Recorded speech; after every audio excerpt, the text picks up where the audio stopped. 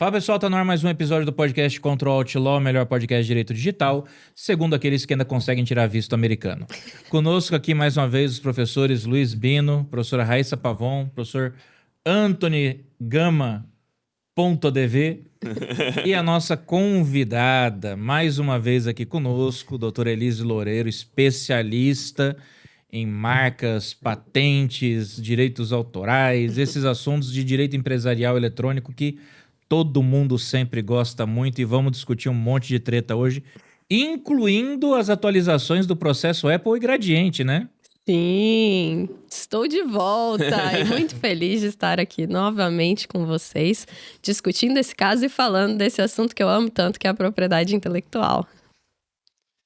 Pessoal, a gente tá de volta aqui. Eu tô feliz que eu perdi o Marco Civil da internet, né? A discussão que foi feita. Mas tô bem feliz de a gente estar aqui com a Elise, que é uma amiga e é muito especialista nessa área. E também tô bem feliz porque meu passaporte se mantém. Eu posso ir amanhã para os Estados Unidos se eu quiser. Eu tenho o meu visto, tá certinho. Vai devagar, não força. Graças a Deus tirei cidadania italiana de todo mundo. Então a gente tá bem alegre, bem feliz nesse momento hoje. Eu tô animada também com a Elise. É um assunto sempre muito interessante, realmente, como o Chay pontuou, e é legal a gente trazer essas discussões. Tava até falando antes de começar, na semana passada me perguntaram sobre esse processo, então hoje é a oportunidade. E a hora do show, Raíssa. E é a hora do show. E é isso aí, pessoal. Já segue a gente nas nossas redes sociais, @control_alt_law, lá no Instagram, no TikTok e no YouTube. Segue também os nossos perfis lá no Instagram, @rafaelchaya.dv, antony.dv, Raíssa V. Pavon, o Luiz Bino, Lufatim, que hoje infelizmente não está conosco, tem alguns compromissos para resolver. E siga também o perfil da nossa convidada, @Elise Loureiro, no Instagram. Isso. Elise conhece, hein, gente? Já segue também o perfil dos nossos apoiadores, anad.brasil. Esse ano tem Conad nos dias 16 e 17 de outubro. Já segue o perfil da Anad para vocês ficarem por dentro desse que é um dos maiores eventos de direito informático do país. Vamos dar o pontapé inicial então e vamos compreender o que está acontecendo? De novidades. Na verdade, hein? vamos dar Pois não, só um Antônio. spoiler. A Luísa não está presente porque ela está sendo enganada para o aniversário surpresa dela de hoje. É verdade. Agora a gente pode falar, né? A gente pode falar porque isso aqui vem O episódio só vai daqui 15 dias, né? Nem isso, acho Exato, que menos. exato. Menos, acho que daqui E eu não dias isso é aguento publicando. guardar Mas a gente só vai- surpresa. Mas ela já vai ter descoberto. E ele tava muito alto. Mas ela já vai ter descoberto já esse presente, esse aniversário surpresa, que ela já descobriu, já... eu já não sei. Ela deve estar ajudando com Eu o próprio acho. aniversário surpresa dela, né? Então, Conhecendo a Luísa. Conscientemente. Conhecendo a Luísa, conhecendo Já a Luísa- desconfiou. Ela que saiu pra comprar carne, né? com certeza. Vai lá comprar carne pro churrasco surpresa que você vai fazer mais tarde. Vamos começar dando pontapé, então, com as últimas discussões aí acerca de propriedade intelectual envolvendo a internet. Eu quero começar entendendo aí, em que pé que tá o caso da Gradiente da Apple? Já temos a decisão. Não, porque é interessante isso daí, porque a primeira vez que a Elise veio, a gente tratou muito sobre esse tema, né? Sim. E na época, a decisão era uma. Tava pendendo pra Apple, Tava né? pendendo pra Apple. Agora... E surpreendentemente para nós que Um plot atuamos twist. com propriedade intelectual no âmbito de marcas, a decisão foi favorável à Gradiente. E o grande ponto dessa discussão que assim causou certa estranheza foi o fato de que quando você tem uma marca, não basta você registrar ela, mas você tem que efetivamente usar. E nós nunca visualizamos de forma física ou na internet ou em qualquer lugar um iPhone da Gradiente. Eu não sei vocês, mas eu já procurei e nunca vi o suposto iPhone da Gradiente. E aí, no final das contas, a decisão foi favorável à Gradiente, mantendo-se como decisão final o fato de ter registrado primeiro, né? A prioridade em razão do registro e não a precedência de uso, e os registros todos em âmbitos internacionais para a Apple. Então, quer dizer que o judiciário, ele deu essa volta, pelo visto, né? Porque o fato é, Se você, não é somente o registro, né? Isso, a gente que trabalha com a parte empresarial, vem muito isso. Não basta eu registrar, eu tenho que, de fato, usar e explorar a marca, né? Exatamente. E a Gradiente, que nunca explorou a marca, venceu. Venceu sob a alegação de que supostamente ela teria sim explorado a marca e logo na sequência vieram os pedidos de registro da Apple e aí começou a discussão ali em âmbito administrativo, oposições, nulidades administrativas e concomitante o processo judicial para que eles pudessem manter ali.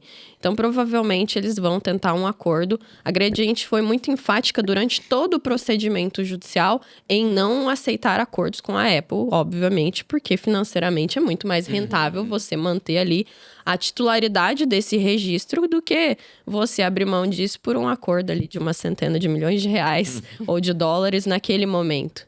Só para reforçar alguns detalhes desse caso, a Gradiente, ela lançou, tem até uma reportagem do Estadão. A Gradiente, ela lançou em 2001 um telefone, que na verdade a Gradiente ela representava a Nokia no Brasil, né? Ela fazia o rebranding da Nokia e vendia aparelhos da Nokia como se fosse Gradiente. E era o Nokia 7620, se não me falha a memória. Aquele que a gente jogava o joguinho da cobrinha, né? Era um que tinha um scroll e era feito para navegação WAP. Eu lembro. Que inclusive fazia a propaganda dele era o Jô Soares, era um telefone verde, grandão. Eu não lembro. E a Gradiente lançou esse telefone como Gradiente iPhone. E ele foi lançado, ele foi comercializado em 2001. O iPhone da 4 Apple... pessoas compraram. Não, bastante gente comprou, porque os telefones da Nokia eram bem... Os da Nokia que eram vendidos pela Gradiente eram bem populares na época. Só que o que aconteceu? 6 anos depois, em 2007, a Apple lançou o iPhone. Foi. E aí tem aquela curiosidade, né? Que quando ela foi fazer o registro aqui no Brasil, ela registrou a marca iPhone em várias categorias. Uma série de classes. Menos na classe do produto específico. Exatamente. Para aparelhos eletrônicos, informáticos e tudo mais. E aí ficou essa história, porque daí a Gradiente entrou em recuperação judicial, massa falida, bico de pato, papagaio. 2010, se não me falha a memória, quando estava quase caducando aquele período de 10 anos do registro, é que a Gradiente meio que voltou das cinzas e anunciou aquele Gradiente iPhone. Esse ninguém comprou pra vender. Eu procurei, eu queria encontrar um pra vender, cara, mas... Eu tenho uma curiosidade desse caso. O aparelho, o nome que deu esse conflito, é G Gradiente iPhone. Não é só o iPhone como o da Apple. Esse conflito ele se deu ali em 2007. E o que é interessante desse caso? Vamos conversar aqui um pouco da decisão.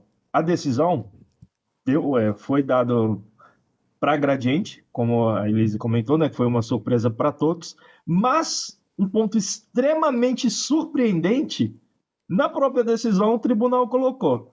Isso não impede que a Apple registre o iPhone, por isso que eu citei o nome no começo, falou, eles não são concorrentes. Sim. Então, a grande surpresa para nós dessa área colocou eles como não concorrentes, G Gradiente iPhone e iPhone.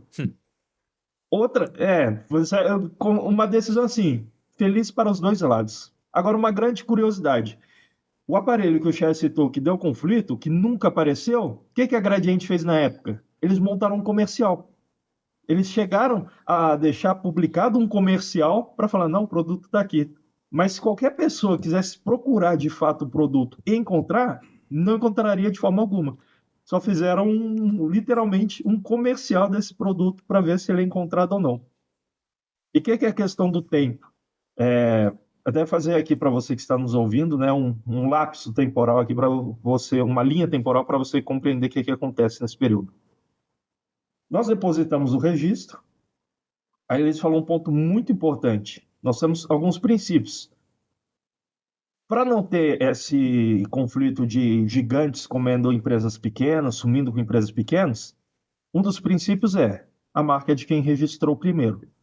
Porém, não é um princípio único, não é um princípio soberano, sempre tem que ser analisado com outros. Qual que é um outro? Exige-se no registro de marca, diferentemente de domínio, né, por exemplo, que o INPI, que é o órgão responsável por isso, Instituto Nacional de Propriedade Industrial, pode pedir que você comprove e ele te responde com esse requerimento. você comprove que você atua, que você trabalha, que você tem, nem que seja para vender para uma pessoa, mas que exista um produto, que tenha consumidor, que seja um produto válido. Um produto ou um serviço, claro. Então, percebam, o que eu quero passar aqui? Os princípios, eles são conjuntos. Não podemos analisar só o serviço funciona ou não funciona, tem alguém usando ou não, bem como, eu registrei primeiro e isso é soberano. Não. É todo um contexto, é todo isso que é interessante, é até, assim, gera um pouco de frustração para nós advogados, que a gente pode fazer o mesmo pedido, depende muito também de quem vai analisar. Isso chega a ser interessante. Exato. Eu queria fazer uma pergunta para Elise, e aí o Anthony pode entrar nessa também, o Bino também, porque eu sei que essa é bem a praia deles. Que é uma dúvida que eu tenho real. A gente sabe que quando a gente fala de registro, a gente tem ali as bases no Acordo de Paris, não é isso? Isso. É o também. Acordo de Paris que Exato. define as bases. E ele fala que você até pode ter 2 produtos registrados com a mesma marca, desde que isso não cause confusão ao consumidor. Aí tinha, por exemplo, o caso clássico que sempre foi usado de exemplo, que era do Grupo Globo de Comunicação, né, a Rede Globo, e o Biscoito Globo, que era o biscoito de polvilho. Ninguém ia achar que o Biscoito Globo era da Rede Globo. Então, Exato. você podia ter as duas marcas convivendo com o mesmo nome. Agora, como é que eu consigo ter uma decisão judicial, como a gente teve essa na época, como o Anthony falou, que me pega 2 celulares, são 2 aparelhos eletrônicos de comunicação que vão ser vendidos no mesmo tipo de loja, e o juiz fala assim, não, esses 2 aqui podem ter o mesmo nome porque não são concorrentes e não vai ter confusão entre eles. Eu fico imaginando o velhinho que chega lá, oi, vim comprar um iPhone e sai com um gradiente. E aí, como é que fica? Clara confusão ali para o consumidor, justamente porque a marca ela não visa proteger o empresário. Claro que é uma proteção para o aviamento empresarial, porém, ela visa proteger o consumidor. Como você disse, provavelmente o senhorzinho que vai comprar o iPhone pode eventualmente se confundir e levar um gradiente de forma errada. E honestamente, me parece uma decisão de muito lobby.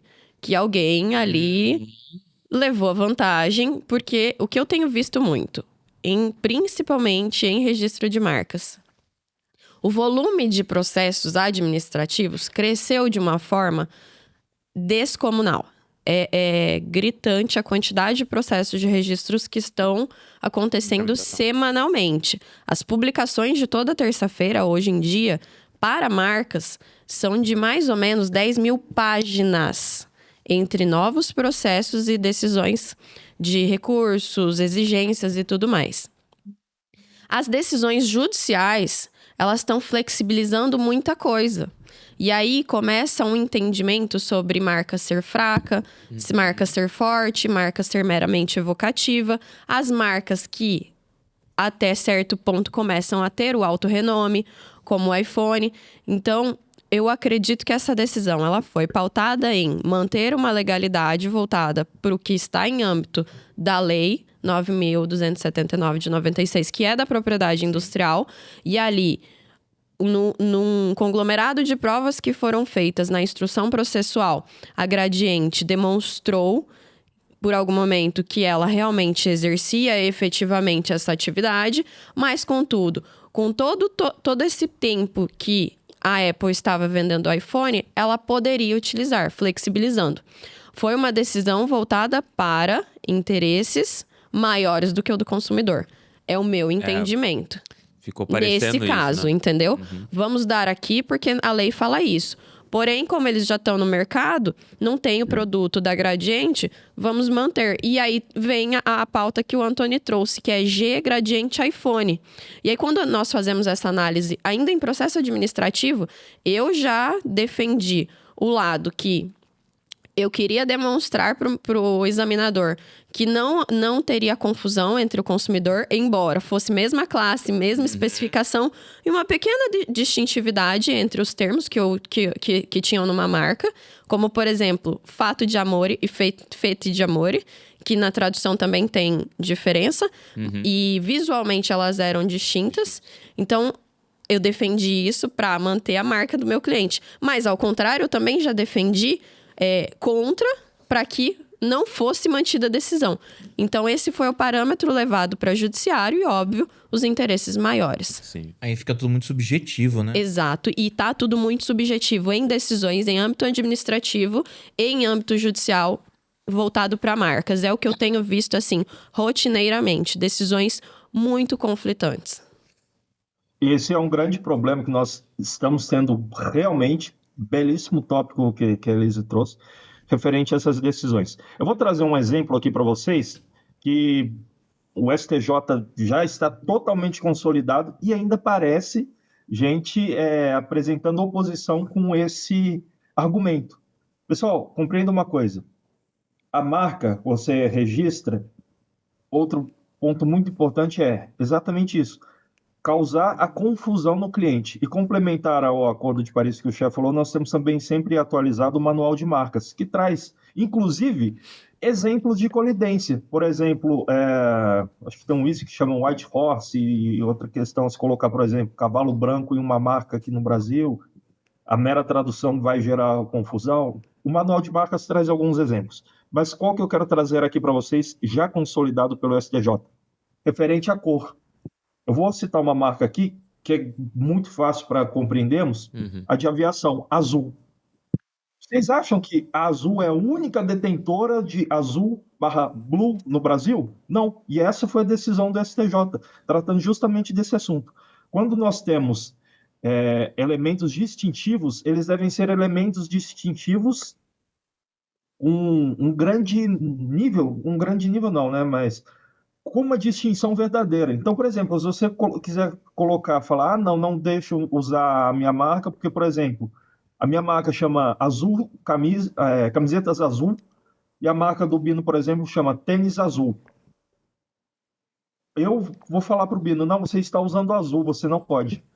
Não podemos discutir pelo nome azul na marca, seja rosa, pink, vermelho, red. Esse não é um elemento distintivo forte o suficiente para gerar discussão. E é isso que entra no caso do que a Elise falou. Uma coisa que eu vejo que está sendo muito deixado de lado, quando na marca nós vamos registrar, nós temos lá elemento nominativo e elemento figurativo. Nome e imagem. O elemento figurativo está sendo levado em desconsideração nessas análises. E para o cliente, para o consumidor, é um dos principais pontos. Veja o exemplo do McDonald's. Você vê aquele M amarelo, você sabe que é o McDonald's. Você vê, por exemplo, um fundo amarelo com um cavalinho, você sabe que é a marca de carro Ferrari. E são duas marcas que o pessoal sempre tenta copiar, sempre dá problema. E aí, o que nós temos? O que gera toda essa questão? Ainda hoje, em 2025, temos conflitos, sinceramente, questões que já eram para estar batida, já era para estar resolvida. Essa da cor, eu recentemente tive um processo de uma grande empresa que no nome é Cor Tananã, a minha de outro nicho, Cor Tananã, e ela brigou por conta da cor, falando que a cor era identidade. O STJ já consolidou. Cor não é identidade distintiva primordial, é um detalhe. Que daí acaba gerando outros conflitos, como, por exemplo, a pessoa coloca nome de cidade, alguma identificação geográfica. Então, assim, tem casos que devem ser considerados. Tem um outro caso muito famoso que envolve marcas de salgadinhos, não a do Biscoito Globo, mas, se não me engano, é um da Cheetos, alguma coisa assim, por conta do nome. Ah, lembrei. É do Chester, a marca do Chester, sabe? O Chester que a gente faz de Natal. É do Chester e, se não me engano, com um salgado. Teve o conflito por nome do Chester, mas aí qual foi a decisão? Gente, quem vai comprar um Chester, vou falar o Chester um frango, como se fosse um frango. Quem vai comprar o Chester frango de Natal, nunca na vida estaria em confusão com um salgadinho Chester. Então, sequer buscaria no mesmo local do mercado, na mesma gôndola do mercado, né? Não gera salgadinho. confusão. Então, sim, nós estamos tendo um problema muito grande com a subjetividade, e isso gera esses conflitos, até decisões controversas, mas esse é o judiciário e esse é o nosso conflito do dia a dia. Teve o do vinho também, do Petrus. Teve o da Camélia, da Chanel. E quem levou a melhor essa foi uma empresa de vestuário, acho que, salvo engano, no Distrito Federal. A Chanel brigou administrativamente, posteriormente, judicialmente, contra uma marca chamada Camélia, porque eles têm uma determinada marca também. Se eu não me engano, é o símbolo. E não é o símbolo da Chanel, é uma flor, tal como a camélia. E aí também foi discussão. E aí, volto a dizer, o grande ponto dessa subjetividade, para mim, é o fato de que muitas empresas vêm registrando marcas de forma, assim... Deliberada, sem se preocupar, sem averiguar a anterioridade, a colidência. Vamos distribuindo. Se der certo, deu. Se não der, não deu. Tem muitas empresas distribuindo marcas em classes que não são as corretas para dizer para o cliente que obteve o registro. E isso causa um problema no efetivo exercício lá na frente, em eventual alegação de caducidade.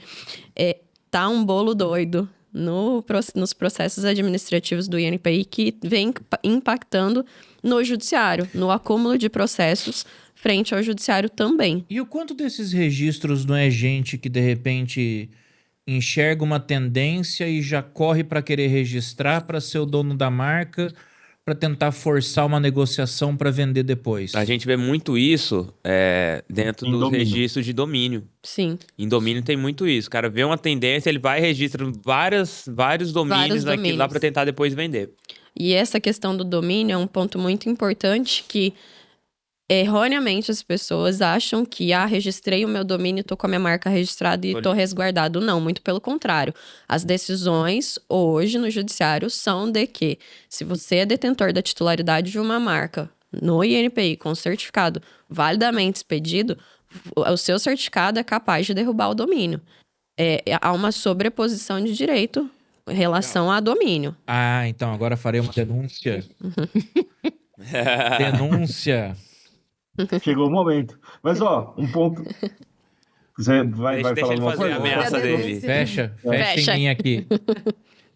Nós descobrimos que existe um Ctrl-Alt-Law fora do Brasil. Um escritório de imigração na Flórida. E que é dono do domínio ctrlaltlaw.com. A gente é dono do domínio ctrlaltlaw.com.br. E a gente tem o registro da marca Ctrl-Alt-Law já desde o primeiro episódio. E aí vai a minha pergunta pra você, fecha aqui em mim. Sua marca está registrada no exterior ou apenas no Brasil? Anthony, você que cuidou disso. Não vamos arrumar conflito com os Estados Unidos, não é um momento bom pra isso. Porque se vocês quiserem, eu posso registrar esta marca no exterior. Temos vários registros. Negócio fechado. Você vê, tá ficando famoso, cara. Registraram o nosso .com, cara. Foi depois, né? Foi bem depois. Foi bem depois. Aqui nós temos a diferenciação, pessoal, de marcas, que é o seguinte: as marcas de alto renome, por exemplo, Volkswagen, que a proteção dela contempla várias classes. Daqui a pouco eu falo um pouquinho de classes, e também essa questão internacional. Nós, aqui do Ctrl-Alt-Law, vamos dar o nosso próprio exemplo. Quando nós registramos no INPI, nós estamos registrando em todo o território brasileiro. E sim, como ele falou, por exemplo, nós vamos para Portugal, vamos para a Europa, vamos para os Estados Unidos. Nós precisamos cuidar do registro de marca nesse âmbito internacional. Tudo depende da questão do nível que está a sua empresa, em como você quer escalar, faz parte do modelo de negócio.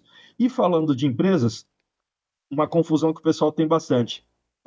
Eu tenho aqui o meu CNPJ, está registrada a minha marca? Não está, pessoal. Nome empresarial e marca são coisas totalmente diferentes. Bem como Elise falou também, domínio são questões totalmente diferentes.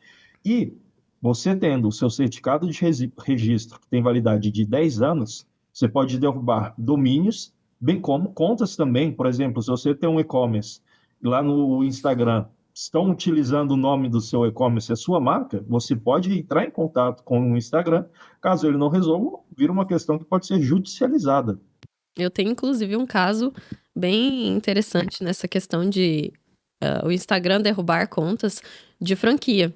Uma cliente nos contatou porque ela adquiriu a franquia da Cacau Show e ela teve todas as contas que ela abria derrubadas, justamente por conta dessa titularidade de registro de marca. Óbvio que a avaliação do Instagram ali é feita por um algoritmo e acabou que ela teve que demandar judicialmente o Instagram para que conseguisse a manutenção das contas dela como franqueada. Franqueado. Mas as pessoas elas ainda não entenderam, apesar do alto volume de processos de marca, o poder que é ter uma marca registrada. E essa marca representa também o próprio, vamos dizer assim, o influenciador, o produtor de conteúdo. Sim. Ele é uma marca também. Com certeza. Eu acho que 2 pontos que a Elise pontuou que eu acho bem interessante. A questão do número de processos de registro de marca. E eu vejo que isso tem muito a ver que, pode perceber, em determinados momentos específicos, atuações específicas começam a dar um boom no mercado. E aí começam a ter essas explosões de ações. Então, por exemplo, você é uma advogada que está há bastante tempo nisso, tem a sua especialização nessa área. Mas aí começam a surgir outras... Como se surgissem no hype, assim, na onda.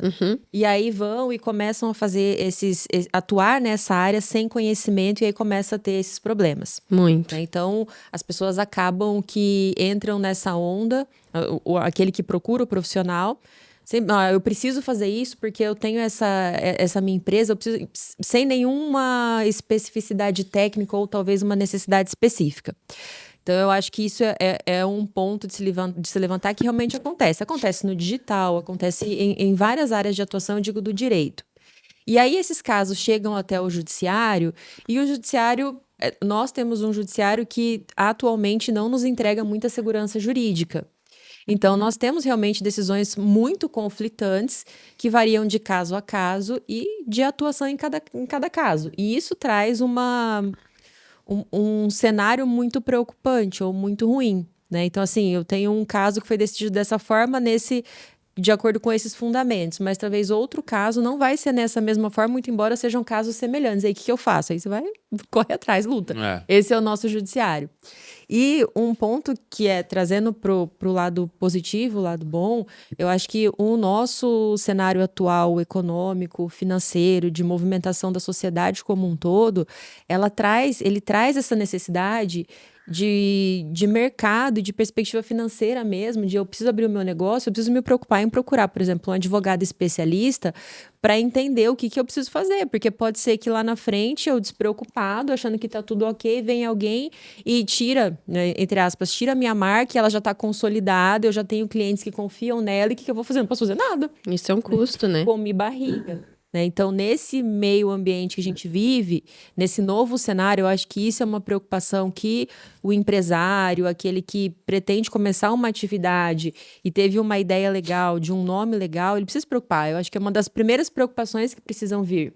Né? Não é um gasto. Não, necessário. É um investimento. É um investimento, exato. E o que a Elise trouxe anteriormente sobre tá aumentando, né, o número de pedidos de registro, esses processos administrativos, vai muito nessa linha. Sim. Porque eles começaram a ter essa percepção de que, olha, é necessário ter o registro da minha marca, porque tem muita gente que vai perdendo, né, o registro, ou vai perdendo a marca em si, o uso da marca, porque ainda que tenha a exploração daquela marca, você não teve o registro. Sim, né? acontece E hoje a gente tá vendo. diariamente. A gente tá vendo, a própria decisão do iPhone do Gradiente veio muito nessa linha. Ainda que eu tivesse ali a exploração da marca, eu não tinha o registro prévio. Então, isso daí acaba trazendo para os empresários. Esses tempos atrás, no escritório mesmo, apareceu um cara, ele queria fazer registro de 3 marcas, de 3 nomes diferentes, porque ele ia dar início a um negócio e ele não sabia qual que era a marca que ele ia explorar. Então, ó, vamos registrar esses 3 nomes aqui antes dele ter CNPJ, antes de qualquer coisa. Então, a primeira preocupação dele foi em proteger o nome para só depois ele começar, de fato, os atos constitutivos da empresa dele. Até porque, vamos fazer uma reflexão rápida? Cara, se nem você tá apostando no sucesso da sua empresa para você já buscar registrar o nome dela, quem que vai apostar em você? Ela quase nasce fadada ao insucesso. Exato, é porque parece que é cultural, né? O pessoal, ele empreende, começa o negócio, se der certo eu me preocupo em fazer o registro.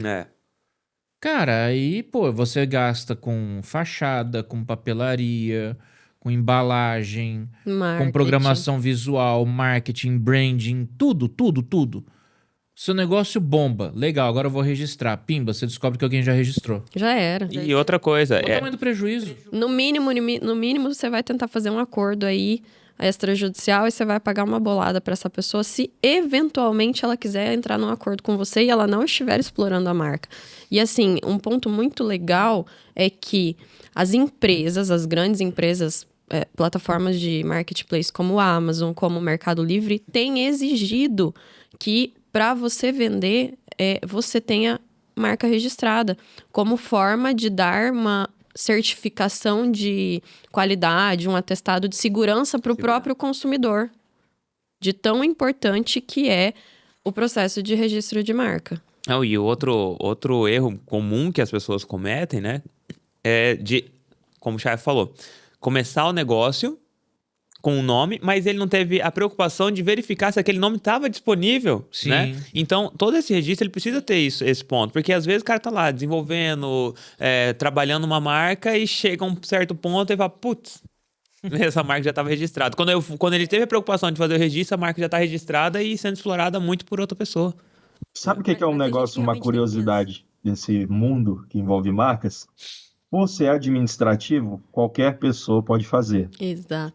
E aí, é o clássico barato sai caro. O que a pessoa faz? Entra ali no YouTube, vê, nossa, é fácil, só pagar a taxa aqui, pá, vou registrar.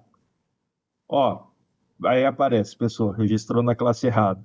Ok, isso aí é sinceramente até de menos. A pessoa não faz, isso é uma parte bem técnica, fazer uma boa pesquisa, Uhum. a anterioridade, verificar de fato, porque daí que entram esses conhecimentos jurídicos, por exemplo, da análise de colidência, de entender, como por exemplo, já que tem conflito de decisão, muitos casos foram para o STJ. Então, como que o STJ chegou a decisões de conflitos de suposta colidência? Bem como a análise do manual de marcas, que não é fácil, é gigante, o texto exige uma certa interpretação. Ok, chegamos nesse ponto. Quando você registra, faz o seu requerimento de registro, o que acontece? É dado publicidade para isso e, em um certo momento, abre tempo para oposição. O que é essa oposição? Prazo. Alguém, alguma outra marca, fala, opa, eu me oponho a esse registro. Por quê? Aí vai ter uma petiçãozinha lá explicando os motivos. Esse é o primeiro embate argumentativo. Aí o que o bonitão faz? Modelo, petição, oposição e NPI. É um belíssimo modelo Chat GPT. pelo Google, ou pedir para o chat fazer, vai tomar um indeferimento. Aí fala, não, mas eu não posso tomar indeferimento no administrativo. Para onde que eu vou? Aí você vai para o judiciário, aí obrigatoriamente você precisa de um advogado. Então, assim, você vê diversos valores, diversos tipos de pessoas, diversos tipos de empresas fazendo o registro, mas quando você coloca alguém com conhecimento específico, e aqui só de curiosidade mesmo, o preço que um advogado cobra para acompanhar o processo de registro, a defesa da oposição, tudo que for necessário, é muito diferente do preço de judicializar a decisão do final do INPI. E o pior de tudo, judicializou, você entra nos prazos do Poder Judiciário brasileiro e, como eu citei aqui várias vezes, percebam que vários casos chegam ao STJ. Quantos anos são para chegar no STJ? Então, são pequenos detalhes que, no final do dia, como dizia meu tataravô, o barato sai caro. Sai. E digo mais, viu, Anthony? Além de chegar ao judiciário e ter uma demanda de tempo, nós temos um judiciário que não é especializado em propriedade intelectual. Sim. Temos pouquíssimas varas no nosso país especializadas em propriedade intelectual. Hoje, eu não distribuo ações de propriedade intelectual no nosso estado, infelizmente. Por quê?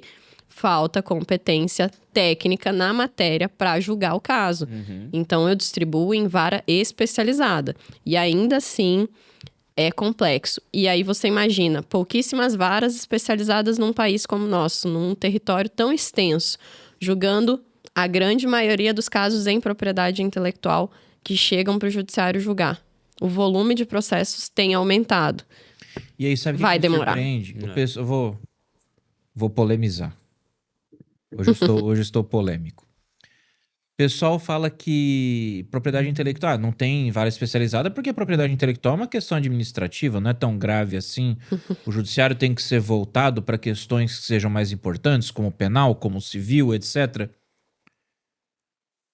Olha o risco que a gente tá correndo agora de tomar uma taxação de 50% dos Estados Unidos, e um dos argumentos que foi utilizado foi exatamente porque o Brasil não faz enforcement de leis de propriedade intelectual. Verdade. Aí, Tá virando uma questão de diplomacia, uma Incidente questão internacional. é um incidente internacional, e um dos argumentos que foi levantado foi: o Brasil não faz o enforcement de legislações internacionais relacionadas à propriedade intelectual e propriedade industrial. Uhum. A pirataria corre frouxa aqui. corre. Corre. E quando você fala em pirataria, quando você diz que uma determinada lojinha fechou porque ela estava vendendo produtos piratas, você vê a rede social cair matando em cima do profissional que fala que foi feito de maneira adequada, que a polícia agiu de maneira adequada, que o procedimento foi o correto, porque as pessoas não têm a dimensão da gravidade que é a pirataria.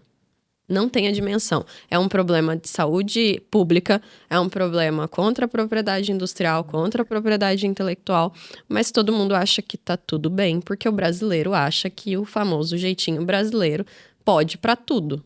Não, é uma E coisa que que o eu cara vejo. tá só trabalhando, né? Exato. É aquela máxima, todo dia acorda um trouxa e um malandro. O problema no Brasil é que Exato. o trouxa e o No Brasil é malandro que a gente são é a tudo mesma trouxa, essa pessoa é a e é muito realidade, né? malandro Esse é o problema acordando. nosso. O problema é porque assim, cara, se você- É muito malandro acordando. é porque qual que é o grande problema? A gente tem essa visão nacional e porque tudo pra gente é muito caro.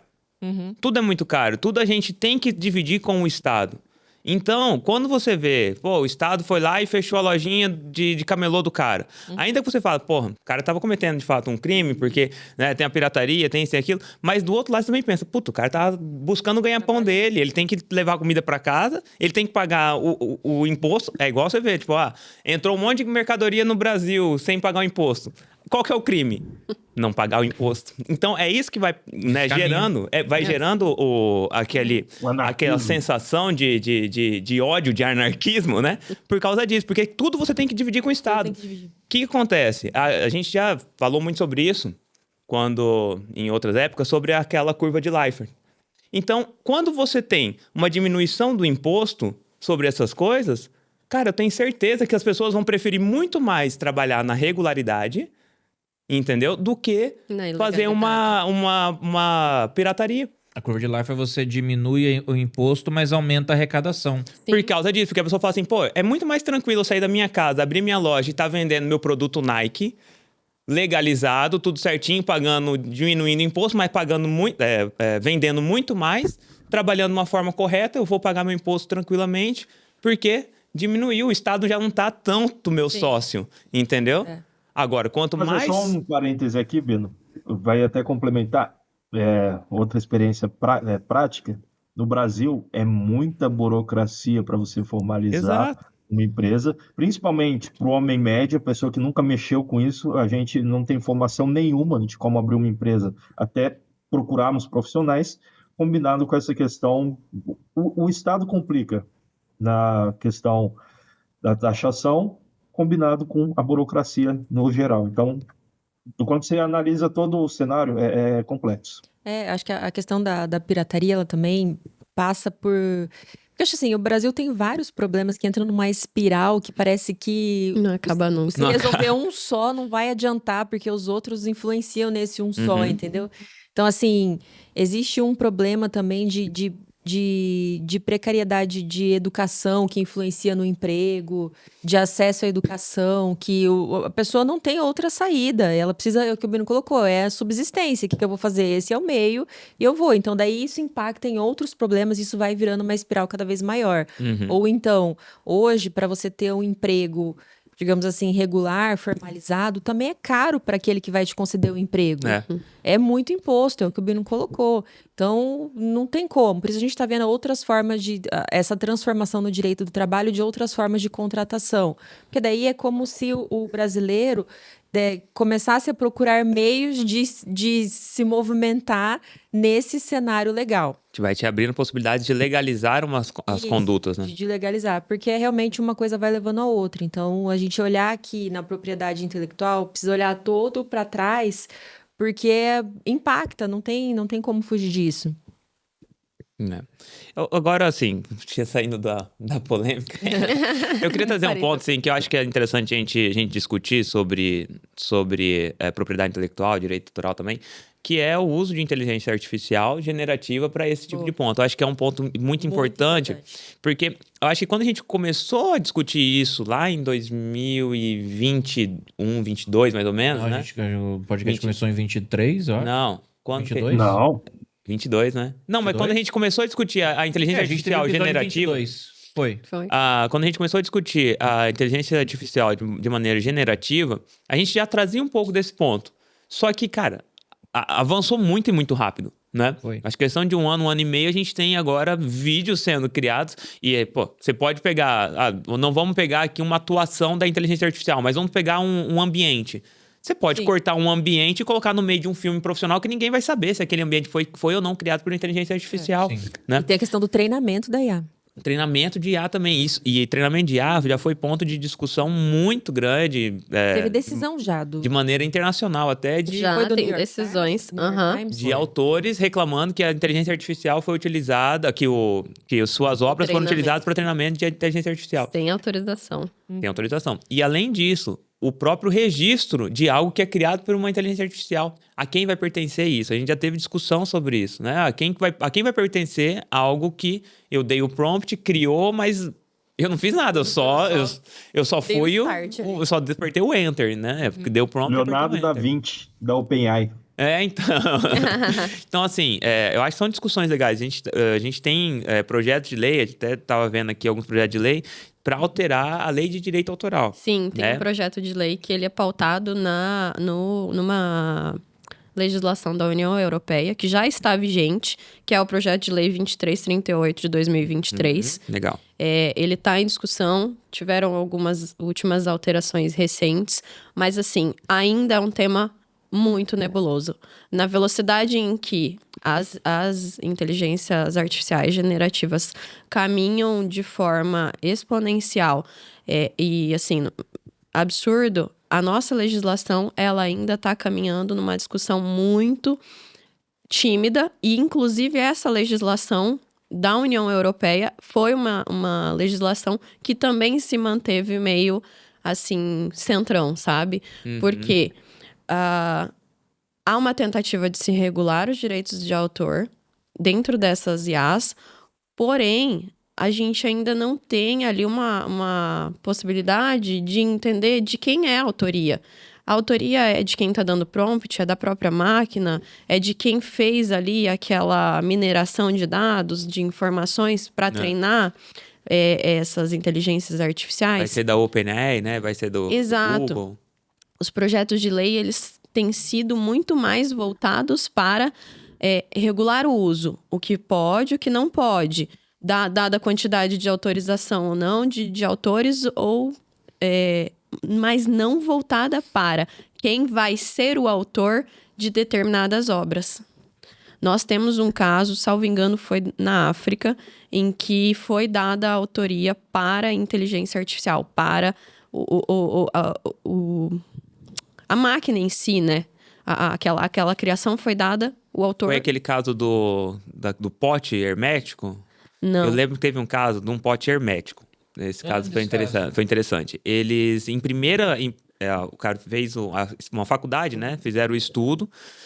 E aí eles criaram um novo tipo de pote hermético através da inteligência artificial. Então ela criou toda a forma, e aí eles queriam registrar essa patente. Só que eles queriam registrar a patente com uma coautoria da inteligência artificial, ou dando para ela, né, o mérito. Em primeiro grau, eles tinham ganhado. Só que aí depois houve um novo recurso e que eles perderam e ficou, a inteligência artificial não ficou como autora Da patente. da patente, entendeu? E é algo interessante, porque, de fato, sim, eu acho que até a divisão, né?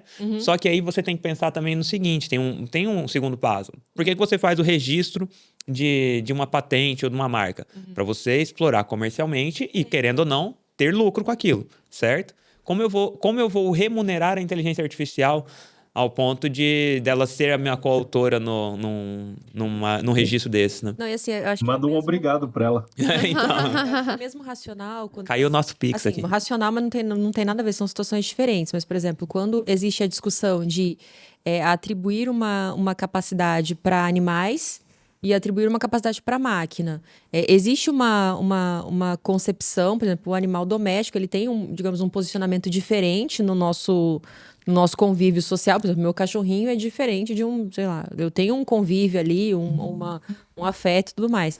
Mas ainda assim ele não vai chegar ao ponto de poder, por exemplo, exercer os direitos dele. Vai acontecer, por exemplo, com a IA. Como que se tiver alguma lesão a esse direito, como que ela vai exercer? Como que ela vai exercer o direito? É exatamente Ela esse não tem ponto que tem que... autonomia. Ela não vontade. tem essa autonomia e vontade. Achei esse caso que eu falei, é o caso Dabus, Dabus, que foi decidido na Suprema Corte Britânica. E aí esse é o grande ponto. Na legislação brasileira, a legislação ela é muito clara. A autoria de qualquer coisa referente a direitos autorais, em direitos de autor, ela é dada ao ser humano. A legislação ela é específica em falar que a autoria tem que ter o impulso emocional, a criatividade, que ela é oriunda da capacidade humana.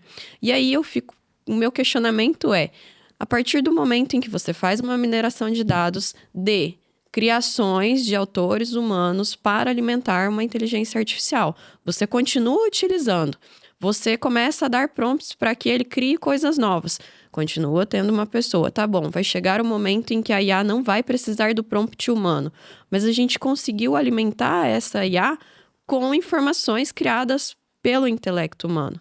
São as IAs agênticas, né? O ChatGPT lançou essa semana agora os agentes disponíveis já, que é um modelo que, inclusive, está mais barato e acessível que o do Manus. Você quer falar, Manus? E o Copilot parece que lançou também hoje. Hoje lançou os agentes também. Não sei se relaciona, a gente tem a lei Hoje do ou software. ontem? Sim, e não... Não relaciona. Não. Porque assim, é Não um relaciona. programa, né? É. Alguém criou um programa e ali aquele programa tem uma inteligência artificial. Então eu tenho uma titularidade também, uma propriedade daquele programa. Que eu posso ceder, eu posso licenciar, eu posso transferir a tecnologia, mas eu sou dono, por exemplo, eu tenho o código-fonte que vai rodar dentro de uma determinada Sim, plataforma. você disponibiliza aquilo que a gente chama de API. Disponibiliza uma API. O ChatGPT, por exemplo, você pode treinar diferentes GPTs para diferentes finalidades. Sim, você pode fazer uma API, por exemplo, num aplicativo particular que eu criei, eu faço uma API, integro ele ali, o GPT, ele começa a rodar. Mas assim, ele é de alguém, eu digo, o programa. Porque a gente pensa muito na inteligência artificial ali já trabalhando, mas ela é um programa, ela foi programada e ela tem um dono, uma titularidade. Não sei se isso entraria também na discussão. Ainda vou problematizar a sua discussão. E quando é open source, como é o caso do DeepSeek? Que vai... Que aí você tem o dono, mas está liberado para Tá gerar. liberado pra geral. Mas sabe o que é muito tem interessante? várias camadas tem nessa várias discussão. camadas. E tá liberado pra geral e muitas vezes tá minerado com informações que não foram liberadas pra geral. Esse é o ponto. Exatamente. Um ponto muito bom. Porque a gente tem que pensar que não vai ser uma lei agora que vai regular tudo. Não adianta não pensar. vai. A gente tem que... Eu acredito o seguinte, né? Nesses pontos de regulação, em tudo que trata a internet, tá? Eu acredito que a gente tem que criar, como foi o marco... Não, o finado Marco Civil da Internet. Como foi o Marco Civil da Internet, a gente tem que criar marcos legais sobre isso, que são diretrizes para aquele apontamento. Então, por exemplo, olha, no Brasil a gente não vai ter o registro, como fazer o registro de uma marca ou de uma patente associada a uma inteligência artificial. Mas eu posso colocar no registro, é um exemplo, né? Posso colocar no registro que houve o auxílio da inteligência artificial. É uma diretriz. Eu não estou passando, e nem vou falar, é proibido. Então a gente tem que criar diretrizes para que eu possa me regular no momento de eu fazer um São registro. princípios Ou gerais, né? Até pra poder porque ficar numa- a gente já tá começando a ter problema nesse sentido. Não sei se vocês viram o caso que houve há pouco tempo agora de um concurso literário, acho que foi em Paraty. O concurso foi cancelado porque, me parece, posso ter dado algum número errado aqui. Das 60 obras inscritas, 22 tinham sido escritas por IA. Pô, a OpenAI estava vindo E aqui como para receber o descobriram? prêmio. Por alguns foram descobertos porque o autor declarou. Declarou. Porque você também não tem ferramenta que identifica, né? Sim. Tem esse problema. Aham. E nós já tivemos também aquele problema que aconteceu no ano passado, na Bienal do Livro, quando houve a premiação da melhor capa, deram um prêmio de melhor capa para um livro do Frankenstein, parece. E depois que foi feita a premiação, o responsável pela arte da capa falou: não, foi uma arte gerada por IA. E aí deu tanta polêmica que depois eles criaram, agora tem 2 categorias: capa gerada de forma artística, tradicional, e a capa gerada por IA.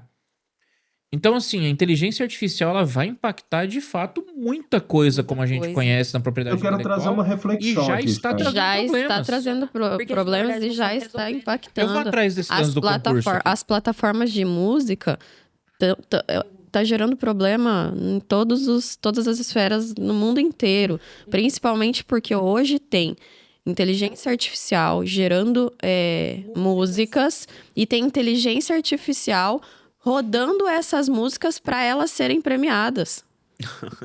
A própria plataforma ali, ela ouve como se fosse nós escutando, como se a gente estivesse rodando no Spotify da vida, músicas geradas por IA para que essas músicas estejam no primeiro lugar das chamadas para que elas sejam remuneradas. As músicas do TikTok foram alteradas por IA.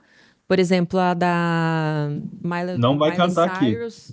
Canta. Canta. Como que é? É, porque tem muito Dá uma funk. palhinha pra gente. O Spotify Eu acho que era o andou- The funk que é Climb. perverso. Ah, O é? Spotify andou deletando alguns perfis que colocavam Sim. músicas geradas por IA. Mas tava tendo bastante. Tava tendo muita. Porque tava começando a tomar processo. Só um parênteses aqui, eu errei só por um pouquinho os números, tá? Uma editora de Curitiba cancelou um prêmio literário após inscrição de obras feitas por inteligência artificial.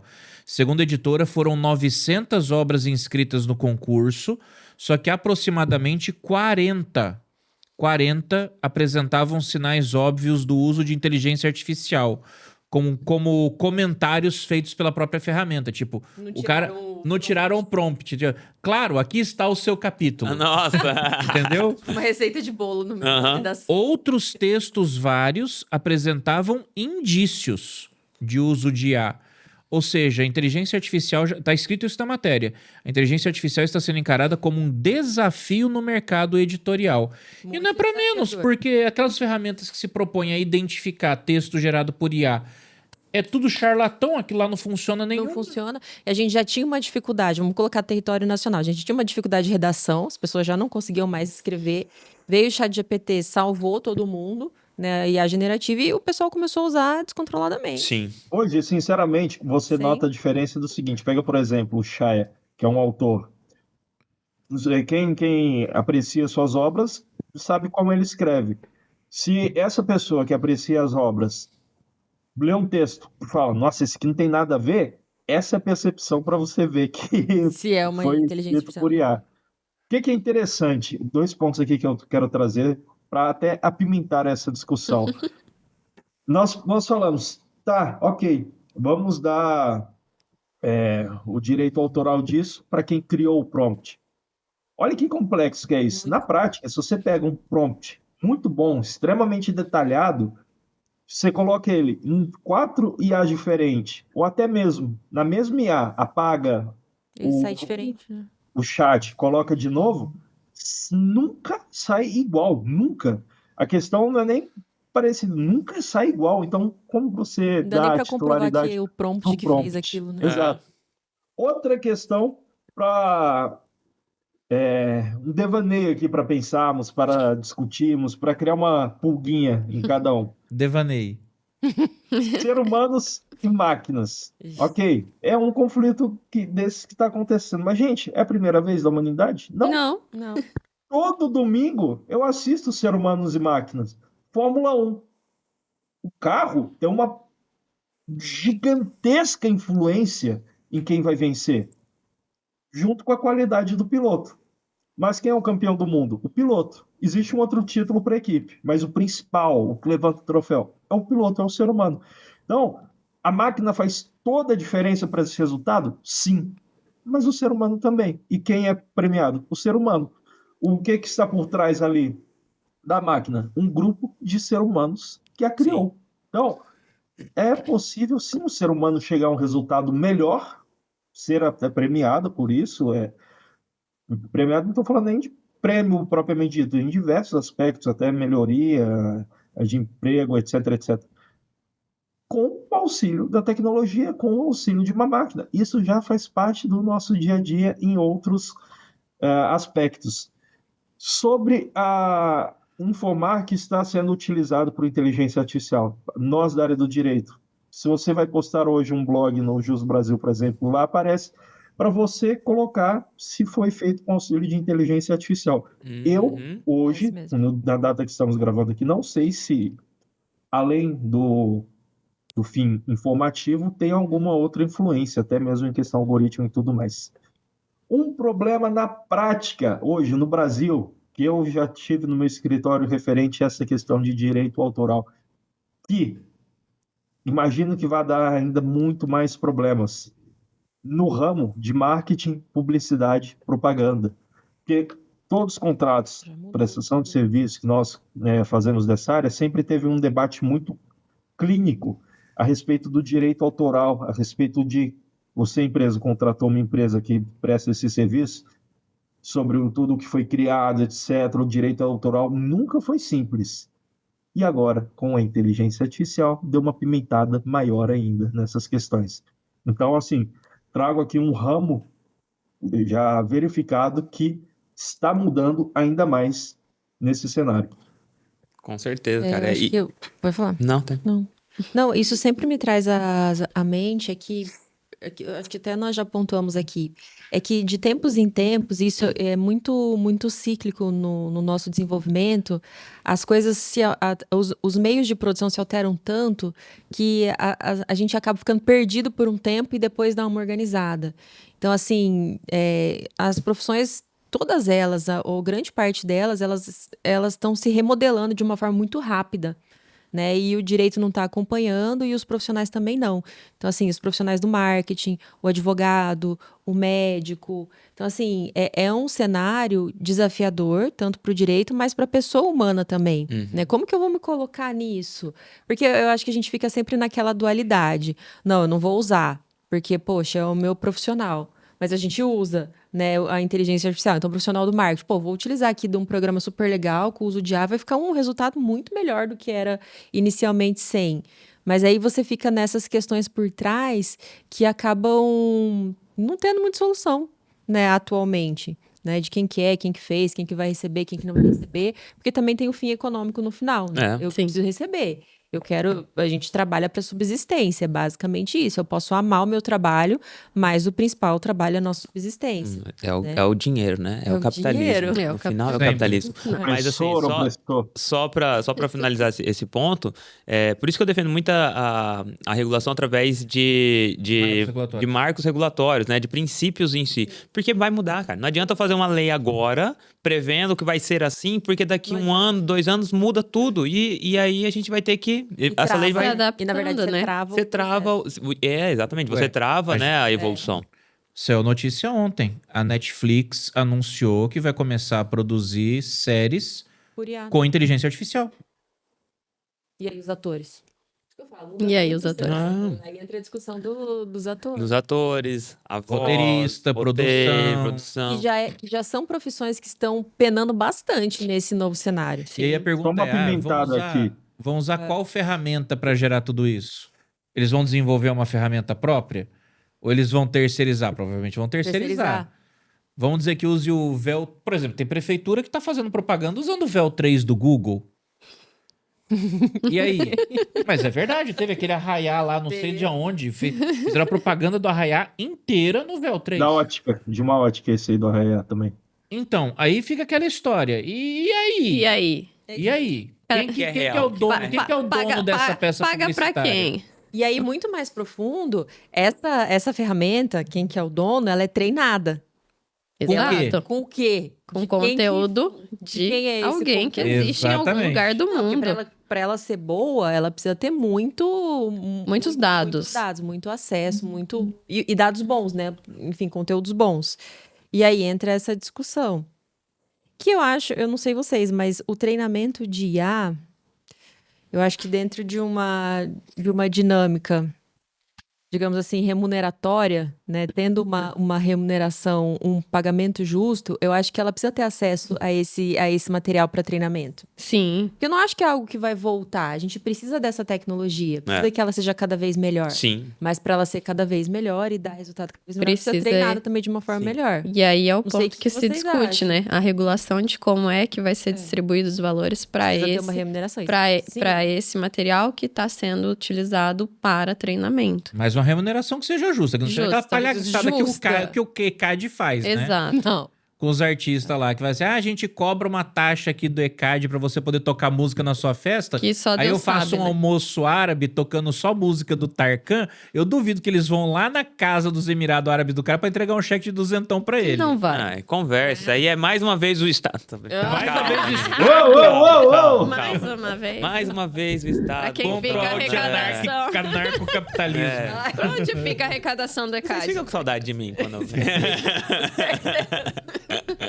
Pior que você Pessoal. perdeu os debates mais quentes. Não, mas o negócio do ECAD, cara, assim, é só um desabafo. A gente tá mexendo com festa, vou fazer casamento e tal, aí de repente, isso aqui tem a taxa do ECAD. Eu falei, o que é isso? Mas casamento não pode pagar ECAD. Mas e da onde Casamento você de tirou esse lucrativo. parâmetro? E paga, não paga? Paga.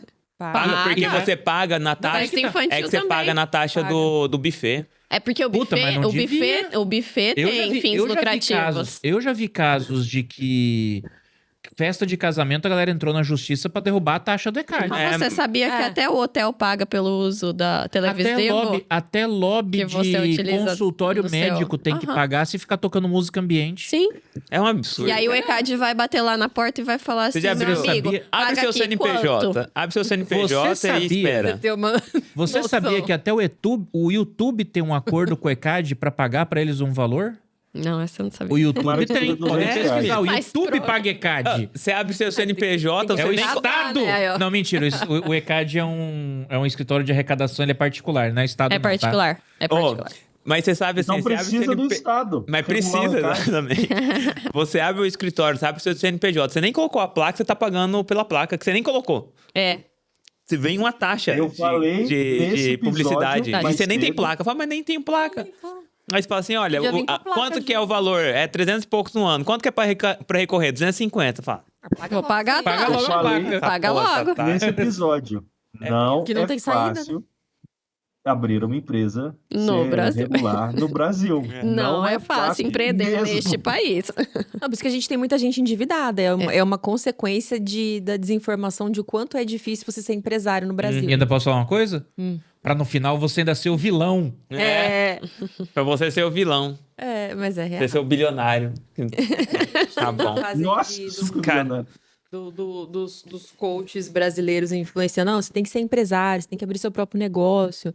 Mas, gente, é muito complexo no É. Brasil. Não é Mas simples. Não é vocês viram que um cara, agora até vou fazer fofoca agora. Vocês viram que tem um cara que é influenciador no Instagram, eu esqueci o nome dele, eu vou lembrar depois.